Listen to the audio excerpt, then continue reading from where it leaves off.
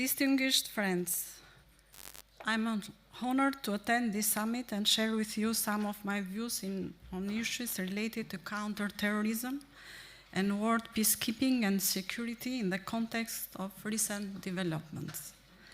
In my address, I will focus on 4 issues: the need for synergistic responses, counter-terrorism and conflicts, the need for better harmonization of military alliances and responses with political alliances, Albania's contribution to counter-terrorism and the war in Ukraine for the protection of peace, Albania's regional leadership in the fight against anti-Semitism as a contribution to security and peace.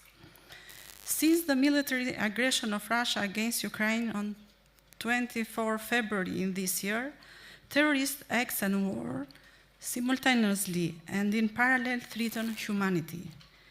Ukraine reminded us that the invading aggressions are neither deposited in the history annals or texts, nor are they a political rhetoric, but a real threat, actually a reality as well. Both information and communication technologies and the cyberization of military technologies and war industry as an achievement and protection for humanity can also be vulnerability if used by terrorist cells and warmongering states. We should also keep in mind that the benefit of this rapid technological progress are selective and unequally distributed, but we all suffer its detriment equally. Terrorists and warmongering states take advantage of every technological achievement to attack peace, democracy, welfare, and the democratic system.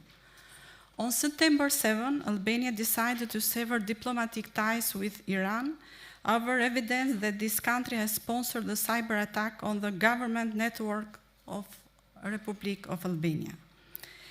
In many regions of the world, the creation of military defensive alliances is not always followed by political partnership and alliances.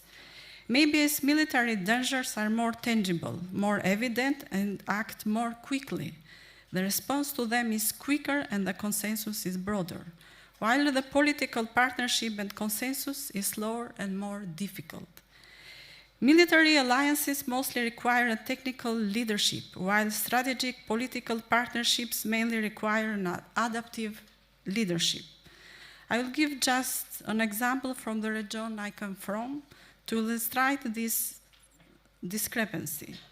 More than 3 decades ago, the Central and Eastern Europe countries entered the process of Euro-Atlantic integration and European integration in NATO and in the European Union.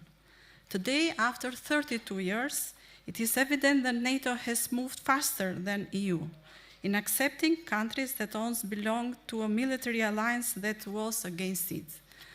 The 6 Balkan countries, Albania, Montenegro, North Macedonia, Serbia, Bosnia and Herzegovina, and Kosovo, part of the Central Eastern Europe bloc, were grouped in what is actually called the Western Balkan. The region's geographic connotation turned into a political one. NATO has now 3 members from this region. Albania was accessed in the alliance in 2009. Montenegro was accessed in 2017, and North Macedonia was accessed in 2020. But none of these 6 countries has yet been accessed in the European Union. 4 of them, Albania, Montenegro, Serbia, and North Macedonia, are candidate countries in the negotiation phase, whereas Bosnia and Herzegovina and Kosovo don't have a clear accession perspective yet.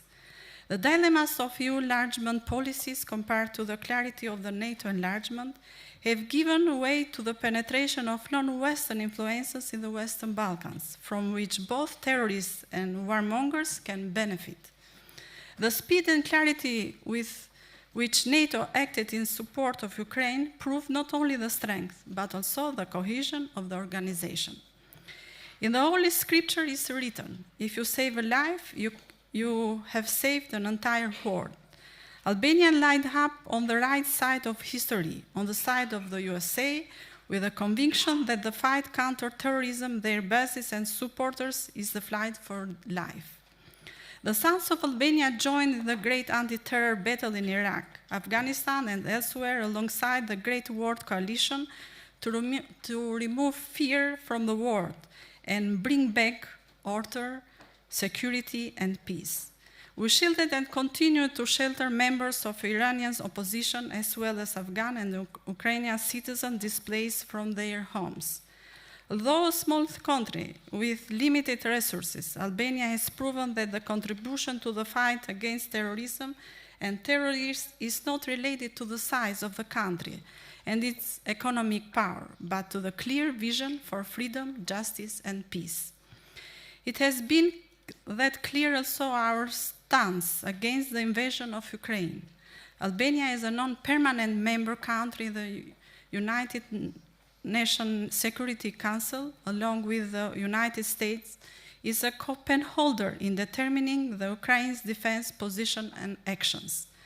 We have supported the economic sanctions and diplomatic measures taken by partners against the Russian Federation, as well as the military and humanitarian aid to Ukraine. Parliament of Albania, through a special resolution, strongly condemned the Russian military aggression in Ukraine as an act that violates international order. President Zelensky addressed Parliament of Albania in a special sitting. Prime Minister Edi Rama visited Kiev. Albania participated in a donors conference and contributed through financial support and other forms of support to Ukraine, including more than 3,000 Ukrainian citizens sheltered in Albania.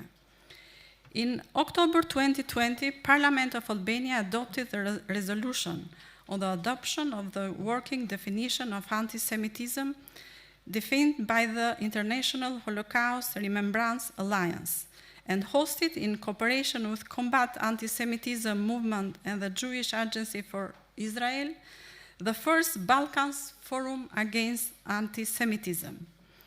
Albania considers the leadership of the Balkans United Front to combat anti-Semitism a responsibility in confront of civilization.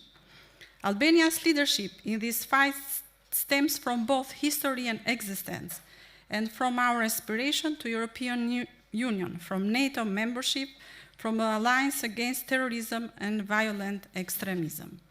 The fight against anti-Semitism protects not just nations, but is part of humanity's project for a world of prosperity, security, peace, and justice. Anti-Semitism is addressed not only against the Jews, but as a distillation of humanity from evil can threaten all nations. Anti-Semitism doesn't belong only in the past, but if we are not alert, it can threaten the future as well. Albania is carrying out to the end its mission to make the fight against anti-Semitism an issue for the whole region. Thank you for your attention.